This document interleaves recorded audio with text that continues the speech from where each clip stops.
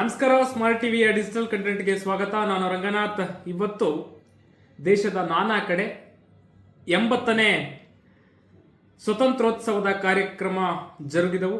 ಅದರಂತೆ ಪ್ರತಿ ವರ್ಷದಂತೆ ದೆಹಲಿಯ ಐತಿಹಾಸಿಕ ಕೆಂಪು ಕೋಟೆಯ ಮೇಲೆ ಪ್ರಧಾನಿಗಳು ಇವತ್ತು ಧ್ವಜಾರೋಹಣ ಕಾರ್ಯಕ್ರಮವನ್ನು ನೆರವೇರಿಸಿ ದೇಶವನ್ನು ಉದ್ದೇಶಿಸಿ ಮಾತುಗಳನ್ನು ಆಡಿದ್ರು. ಅದರಲ್ಲಿ ಮುಖ್ಯವಾಗಿ ಭಾರತ 2047ಕ್ಕೆ ಅಂದರೆ 2047ಕ್ಕೆ ಭಾರತಕ್ಕೆ ಸ್ವತಂತ್ರ ಬಂದು 100 ವರ್ಷ ಕಂಪ್ಲೀಟ್ ಆಗುತ್ತೆ. ಆ 100 ವರ್ಷದ ಸಂದರ್ಭಕ್ಕೆ ಅಭಿವೃದ್ಧಿ ಹೊಂದಿದ ರಾಷ್ಟ್ರ ಆಗಬೇಕು.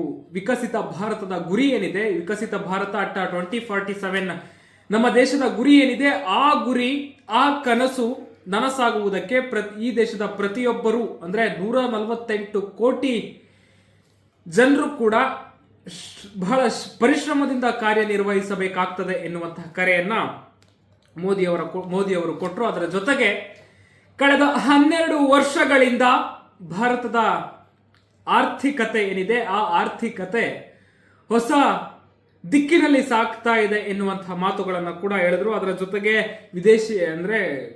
ವಿದೇಶಿ ಉತ್ಪನ್ನಗಳಿಗೆ ಬ್ರೇಕ್ ಹಾಕಿ ಸ್ವಾವಲಂಬನೆಯತ್ತ ನಡಿಬೇಕು, ದೇಶಿ ಉತ್ಪನ್ನಗಳಿಗೆ ಆದ್ಯತೆ ಕೊಡಬೇಕು, ಸ್ವಾವಲಂಬನೆಯ ರಾಷ್ಟ್ರವನ್ನಾಗಿಸಬೇಕು ಎನ್ನುವಂತಹ ಮಾತುಗಳನ್ನು ಹೇಳಿದ್ರು. ಅದರ ಜೊತೆಗೆ ಒಂದು ಜನರೇಷನ್ ಜಿ ಅಥವಾ ಈ ದೇಶದ ಯುವ ಶಕ್ತಿ ಅಂತ ಏನು ಕರಿತೀವಿ, ಈ ದೇಶದ ಯುವ ಶಕ್ತಿಗೆ ಒಂದು ಮಹತ್ವದ ಗಿಫ್ಟ್ ಘೋಷಣೆ ಮಾಡಿದ್ರು. ಅಂದ್ರೆ ಒಂದು ವರ್ಷದಲ್ಲಿ AI ಸಂಬಂಧಿಸಿದಂತೆ, ಕೃತಕ ಬುದ್ಧಿಮತ್ತೆ ಸಂಬಂಧಿಸಿದಂತೆ ಒಂದು ಮಹತ್ವದ ತರಬೇತಿ ಕಾರ್ಯಕ್ರಮವನ್ನ ಈ ದೇಶದ ಯುವ ಜನತೆಗೆ ನೀಡಲಾಗುವುದು ಎನ್ನುವಂತಹ ಒಂದು ಮಹತ್ವದ ಘೋಷಣೆಯನ್ನ ಕೂಡ ಮಾಡಿದ್ರು. ಅದರ ಜೊತೆಗೆ ನಾವು ಅಳವಡಿಸಿಕೊಳ್ಳಲೇಬೇಕಾದಂತಹ ಈ ದೇಶದ ಅಭಿವೃದ್ಧಿಗೆ ಹೊಸ ದಿಕ್ಕನ್ನ ನೀಡುವಂತಹ ಸಪ್ತ ಸಿಂಧು 7 ಶಕ್ತಿ ಧಾರೆಗಳ ಪರಿಕಲ್ಪನೆಯನ್ನ ಕೂಡ ಹೇಳಿದ್ರು. ಅದೇನು ಅನ್ನೋದನ್ನ 7 ಶಕ್ತಿಧಾರೆಗಳ ಪರಿಕಲ್ಪನೆ ಯಥಾವತ್ ಹೇಳ್ಬಿಡ್ತೀನಿ. ಉತ್ಪಾದನೆ, ಕೃಷಿ, ತಂತ್ರಜ್ಞಾನ, ಮೂಲಸೌಕರ್ಯ, ರಕ್ಷಣಾ ಕ್ಷೇತ್ರ, ಹಸಿರು ಮತ್ತು ನೀಲಿ ಆರ್ಥಿಕತೆ ಹಾಗೂ ಸಾಫ್ಟ್ವೇರ್. ಈ ಕ್ಷೇತ್ರಗಳನ್ನ ಪ್ರತ್ಯೇಕವಾಗಿ ಅಭಿವೃದ್ಧಿಪಡಿಸುವ ಬದಲಿ ಪರಸ್ಪರ ಸಂಪರ್ಕ ಹೊಂದಿರುವ ಸಮಗ್ರ ಶಕ್ತಿಗಳಾಗಿಸಬೇಕು ಎನ್ನುವಂತಹದ್ದು ಪ್ರಧಾನಮಂತ್ರಿಗಳ ಮುಖ್ಯ ಧ್ಯೇಯೋದ್ದೇಶ. ಇದರ ಜೊತೆಗೆ ಇನ್ನು ಅನೇಕ ಮಾತನಾಡಿದ್ರು. ಕಳೆದ ವರ್ಷದಂತೆ ಸತತ 2ನೇ ಬಾರಿಗೆ ವಿಪಕ್ಷ ನಾಯಕ ರಾಹುಲ್ ಗಾಂಧಿ ಅವರು ಮತ್ತು AICC ಅಧ್ಯಕ್ಷ ಮಲ್ಲಿಕಾರ್ಜುನ ಖರ್ಗೆ ಅವರು ಗೈರು ಹಾಜರಾದರು ಕೆಂಪುಕೋಟೆಯ ಸ್ವತಂತ್ರೋತ್ಸವದ ಕಾರ್ಯಕ್ರಮಕ್ಕೆ. ಇನ್ನು ಮೋದಿ ಅವರ ಭಾಷಣದಲ್ಲಿ ಉಲ್ಲೇಖಿಸಿದಂತಹ ಪ್ರಮುಖ ಅಂಶಗಳೇನಿದ್ವು, ಮೋದಿ ಅವರ ಭಾಷಣದ ಪ್ರಮುಖ ಅಂಶಗಳನ್ನ ಯಥಾವತ್ ಹೇಳ್ಬಿಡ್ತೀನಿ. ಅದಾದ ನಂತರ ರಾಜ್ಯಕ್ಕೆ ವಾಪಸ್ ಬರ್ತೀನಿ. ಇಂದು ಪ್ರತಿಯೊಂದು ಹೃದಯವು ಒಂದೇ ಮಾತರಂನ ಲಯದೊಂದಿಗೆ ಮಿಡಿಯುತ್ತಿದೆ. ಇಂದು ಪ್ರತಿಯೊಂದು ಮನೆಯಲ್ಲೂ ಕೂಡ ತಿರಂಗ ಇದೆ, ಪ್ರತಿಯೊಂದು ಮನಸ್ಸಿನಲ್ಲೂ ಕೂಡ ತಿರಂಗ ಇದೆ. ಈ ಸ್ವಾತಂತ್ರ್ಯ ದಿನದಂದು ಬಾಪು ಹಾಗೂ ಎಲ್ಲಾ ಸ್ವತಂತ್ರ ಹೋರಾಟಗಾರರು ಮತ್ತು ಕ್ರಾಂತಿಕಾರಿಗಳಿಗೆ ನಾನು ಗೌರವಪೂರ್ವಕ ನಮನ ಸಲ್ಲಿಸುತ್ತೇನೆ. ಇದು ಐತಿಹಾಸಿಕ ದಿನ. ಸ್ವಾತಂತ್ರ್ಯ ನಂತರ ಇದೇ ಮೊದಲ ಬಾರಿಗೆ ಕೆಂಪುಕೋಟೆಯ ಗೋಡೆಗಳಿಂದ ಒಂದೇ ಮಾತರಂ ಘೋಷಣೆ ಪ್ರತಿಧ್ವನಿಸಿದೆ. ಕಳೆದ ಕೆಲವು ದಿನಗಳಲ್ಲಿ ದೇಶದ ಕೆಲವು ಭಾಗಗಳು ಪ್ರವಾಹಕ್ಕೆ ತುತ್ತಾಗಿದ್ದು ಅನೇಕ ಜನರು ಇದರಿಂದ ಬಾಧಿತರಾಗಿದ್ದಾರೆ. ಸಂಕಷ್ಟಕ್ಕೆ ಒಳಗಾದ ಕುಟುಂಬಗಳಿಗೆ ಇಡೀ ದೇಶವೇ ಅವರೊಂದಿಗೆ ನಿಂತಿದೆ ಎಂಬ ಭರವಸೆಯನ್ನ ನಾನು ನೀಡುತ್ತೇನೆ. 2047ರ ವೇಳೆಗೆ ಭಾರತವನ್ನ ಅಭಿವೃದ್ಧಿ ಹೊಂದಿದ ರಾಷ್ಟ್ರವನ್ನಾಗಿ ಮಾಡುವ ಮಹತ್ವದ ಕನಸು ಇಂದು ನಮ್ಮ ಮುಂದಿದೆ. ವಿಶ್ವದ ಅತಿ ಹೆಚ್ಚು ಜನಸಂಖ್ಯೆ ಹೊಂದಿರುವ ದೇಶವು ಅಭಿವೃದ್ಧಿ ಹೊಂದಿದ ರಾಷ್ಟ್ರವಾಗುವ ಸಂಕಲ್ಪ ಮಾಡಿದಾಗ ಅದು ನಮ್ಮ ಧೈರ್ಯ ಮತ್ತು ಸಾಮರ್ಥ್ಯಕ್ಕೆ ಸಾಕ್ಷಿಯಾಗುತ್ತದೆ. ಜಗತ್ತು ಭಾರತವನ್ನ ವಿಭಿನ್ನ ದೃಷ್ಟಿಕೋನದಲ್ಲಿ ನೋಡುವಂತಾಗುತ್ತದೆ. ಇತ್ತೀಚೆಗೆ ದೇಶದ ಕೆಲವು ಭಾಗಗಳು, ನಾನು ಆಗಲೇ ಹೇಳಿದಂತೆ ಅದನ್ನು ಮತ್ತೊಮ್ಮೆ ಉಲ್ಲೇಖಿಸಿದರು, ಒಂದು ರಾಷ್ಟ್ರವು ತನ್ನ ಕನಸುಗಳು, ಸಂಕಲ್ಪ ಮತ್ತು ತನ್ನೊಳಗಿನ ಶಕ್ತಿಯಿಂದ ಮುನ್ನಡೆದಾಗ ಮಾತ್ರ ಮಹಾನ್ ಕಾರ್ಯ ಆಗುತ್ತದೆ ಮತ್ತು ತನ್ನ ಗುರಿಗಳನ್ನು ಸಾಧಿಸುತ್ತದೆ. ಇನ್ನು ಸಣ್ಣ ಕನಸುಗಳು ಸಾಕಾಗುವುದಿಲ್ಲ, ನಾವು ದೊಡ್ಡ ಕನಸುಗಳನ್ನು ಕಾಣಬೇಕು. ಏಕೆಂದರೆ ದೊಡ್ಡ ಕನಸುಗಳು ನಮ್ಮ ಚಿಂತನೆಗಳನ್ನು ವಿಸ್ತರಿಸುತ್ತವೆ ಮತ್ತು ಅದರ ವ್ಯಾಪ್ತಿಯನ್ನು ಕೂಡ ಹೆಚ್ಚಿಸುತ್ತವೆ. ನಮ್ಮ ಸಂಕಲ್ಪ ದೃಢವಾಗಿರಬೇಕು. ಸಂಕಲ್ಪ ಗಟ್ಟಿಯಾದಾಗ ಕಷ್ಟಗಳು ಮತ್ತು ವಿಪತ್ತುಗಳ ನಡುವೆಯೂ ಮುಂದೆ ಸಾಗುವ ದಾರಿಯನ್ನ ಕಂಡುಕೊಳ್ಳುವ ಸಾಮರ್ಥ್ಯ ಸಹಜವಾಗಿಯೇ ಮೂಡುತ್ತದೆ. ನಾವು ಒಂದು ಮಹತ್ವಾಕಾಂಕ್ಷೆಯ ಕನಸನ್ನ ಕಂಡಿದ್ದೇವೆ.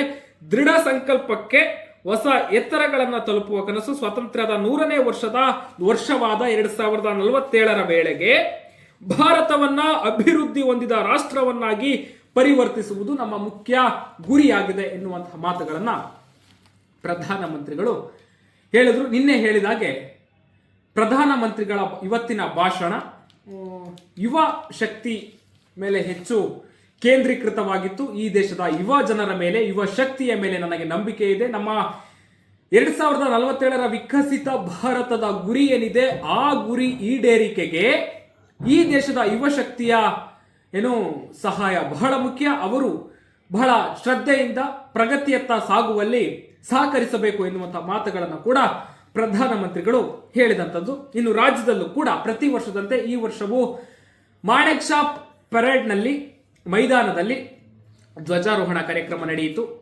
ಮುಖ್ಯಮಂತ್ರಿ ಡಿ ಕೆ ಶಿವಕುಮಾರ್ ಅವರು ಮೊದಲ ಬಾರಿಗೆ ಮುಖ್ಯಮಂತ್ರಿಯಾಗಿ ಧ್ವಜಾರೋಹಣ ಕಾರ್ಯಕ್ರಮವನ್ನ ನೆರವೇರಿಸಿ ರಾಜ್ಯವನ್ನ ಉದ್ದೇಶಿಸಿ ಮಾತನಾಡಿದ್ರು. ಮುಖ್ಯಮಂತ್ರಿಗಳ ಭಾಷಣದಲ್ಲಿ ಹೆಚ್ಚು ನಾನು ಹೇಳಲಿಕ್ಕೆ ಹೋಗಲ್ಲ. ಬೆಂಗಳೂರಿಗೆ 5 ಪ್ರತ್ಯೇಕ ಪೊಲೀಸ್ ಕಮಿಷನರೇಟ್ ಹುದ್ದೆಗಳನ್ನ ಸ್ಥಾಪಿಸುವಂತಹ ಒಂದು ಮಹತ್ವದ ಘೋಷಣೆಯನ್ನ ಮುಖ್ಯಮಂತ್ರಿಗಳು ಕೊಟ್ಟರು. ಅದರ ಜೊತೆಗೆ ಮುಂದಿನ 6 ತಿಂಗಳಲ್ಲಿ 72,000 ಸರ್ಕಾರಿ ಉದ್ಯೋಗಗಳನ್ನ ಭರ್ತಿ ಮಾಡುವಂತಹ ಒಂದು ಆಶ್ವಾಸನೆಯನ್ನ, ಭರವಸೆಯನ್ನ ಕೂಡ ಕೊಟ್ಟರು. ಇನ್ನು ರೈತರಿಗೆ ರೈತ ಮಿತ್ರ ಯೋಜನೆಯಡಿಯಲ್ಲಿ ಡ್ರೋನ್ ಮತ್ತು ಇನ್ನಿತರ ಉಪಕರಣಗಳನ್ನ 50% ಶೇಕಡ 50ರ ರಿಯಾಯಿತಿ ದರದಲ್ಲಿ ಕೊಡಲಾಗುವುದು ಎನ್ನುವಂತ ರೈತರಿಗೆ ಒಂದು ಗಿಫ್ಟ್ ಘೋಷಣೆ ಮಾಡಿದ ಹಾಗೆ ಕೂಡ ಮಾತನಾಡಿದ್ರು. ನಾನು ಯಥಾವತ್ ಜಿಸ್ಟ್ ಹೇಳ್ಬಿಡ್ತೀನಿ, ಏನು ಬಹಳ ಡ್ರ್ಯಾಗ್ ಮಾಡ್ಲಿಕ್ಕೆ ಹೋಗಲ್ಲ.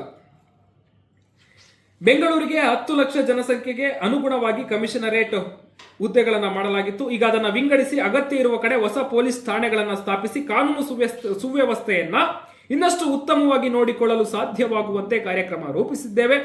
ಜೊತೆಗೆ ಟ್ರಾಫಿಕ್ ಸಮಸ್ಯೆಗೆ ಮುಕ್ತಿ ಕೊಡಲು GBA ಅಂದ್ರೆ greater Bengaluru authority traffic police ಠಾಣೆ ವತಿಯಿಂದ ಕಾರ್ಯಕ್ರಮ ರೂಪಿಸಿದ್ದೇವೆ ಅಂತ ಹೇಳ್ಬಿಟ್ಟು ತಿಳಿಸಿದ್ರು. ಯಾವುದೇ ಹೆಣ್ಣು ಮಗು ಭಯಮುಕ್ತವಾಗಿ ಸಂಚಾರ ಮಾಡಲು ಭಯಮುಕ್ತ ವಾತಾವರಣ ನಿರ್ಮಿಸಲು ಬೆಂಗಳೂರಿಗೆ ಪ್ರತ್ಯೇಕ ರೌಡಿ ನಿಗ್ರಹ ದಳ ಆಂಟಿ ರೌಡಿ ಸ್ಕ್ವಾಡ್ ರಚನೆ ಮಾಡಲಾಗುವುದು ಅಂತ ಹೇಳ್ಬಿಟ್ಟು ತಿಳಿಸಿದ್ರು. ಬೆಂಗಳೂರಿಗೆ 1.5 ಲಕ್ಷ ಕೋಟಿ ರು ವೆಚ್ಚದ ಮೂಲಸೌಕರ್ಯ, 26,000 ಕೋಟಿ ರು ವೆಚ್ಚದ 117 kilometre Bengaluru business corridor, Lalbagh ಮಾದರಿಯ 5 ಬೃಹತ್ ಟ್ರೀ ಪಾರ್ಕ್ಗಳು ಮತ್ತು 7 ಕೆರೆಗಳ ಪುನಶ್ಚೇತನ ಕೈಗೆತ್ತಿಕೊಳ್ಳಲಾಗಿದೆ. ದೊಡ್ಡಬಳ್ಳಾಪುರದಲ್ಲಿ 20,000 ಕೋಟಿ ರು ವೆಚ್ಚದ ಮ್ಯಾನುಫ್ಯಾಕ್ಚರಿಂಗ್ ಕ್ಲಸ್ಟರ್ ಬಿಯಾಂಡ್ ಬೆಂಗಳೂರು ಅಡಿ 5 ಜಿಲ್ಲೆಗಳಲ್ಲಿ ಗ್ಲೋಬಲ್ ಟೆಕ್ ಸೆಂಟರ್ಗಳು ಮತ್ತು ಕರ್ನಾಟಕ ರಾಜ್ಯ ಮೋಟಾರು ವಾಹನ ವಿಮಾ ಸಂಸ್ಥೆ ಸ್ಥಾಪಿಸಲಾಗುತ್ತಿದೆ. ರಾಜ್ಯದ ಪ್ರತಿಯೊಂದು ಪಟ್ಟಣ ಹಾಗೂ ನಗರದ ಪ್ರಗತಿಗೆ ರಿಂಗ್ ರೋಡ್ ಹಾಗೂ ಮೊಬಿಲಿಟಿ ಗ್ರಿಡ್ಗಳನ್ನ ನಗರ ಯೋಜನೆಯ ಮೂಲಕ ಜಾರಿಗೆ ತರಲಾಗುವುದು ಎನ್ನುವಂತ ಘೋಷಣೆಯನ್ನು ಮಾಡಿದ್ರು. ಈಗಾಗಲೇ ಹೇಳಿದಂತೆ 72 ಸರ್ಕಾರಿ ಉದ್ಯೋಗಗಳ ಭರ್ತಿ, ರೈತರಿಗಾಗಿ ಡ್ರೋನ್ ಆಧಾರಿತ ಬೆಳೆ ಸಮೀಕ್ಷೆಯ ಮುಖ್ಯಮಂತ್ರಿ ರೈತ ಚೈತನ್ಯ ಮತ್ತು ಸಣ್ಣ ರೈತರಿಗೆ ಯಂತ್ರೋಪಕರಣಗಳ ಬಾಡಿಗೆ ಮೇಲೆ 50% ಸಬ್ಸಿಡಿ ನೀಡುವ ರೈತ ಮಿತ್ರ ಯೋಜನೆ ಜಾರಿಗೊಳಿಸಲಾಗುವುದು. ಎತ್ತಿನ ಹೊಳೆ ಯೋಜನೆಯ ಮೊದಲ ಹಂತ ಹಾಗೂ 16,000 ಕೋಟಿ ರೂಪಾಯಿ ಮೊತ್ತದ ಜಲಸಂಪನ್ಮೂಲ ಯೋಜನೆಗಳು ಚಾಲನೆಯಲ್ಲಿವೆ. SC, ST, ಹಿಂದುಳಿದ ಹಾಗೂ ಅಲ್ಪಸಂಖ್ಯಾತ ಸಮುದಾಯಗಳ ಕಲ್ಯಾಣಕ್ಕೆ ಬೃಹತ್ ಅನುದಾನ ಮೀಸಲಿಡಲಾಗಿದೆ ಅಂತ ಹೇಳ್ಬಿಟ್ಟು ತಿಳಿಸಿದ್ರು.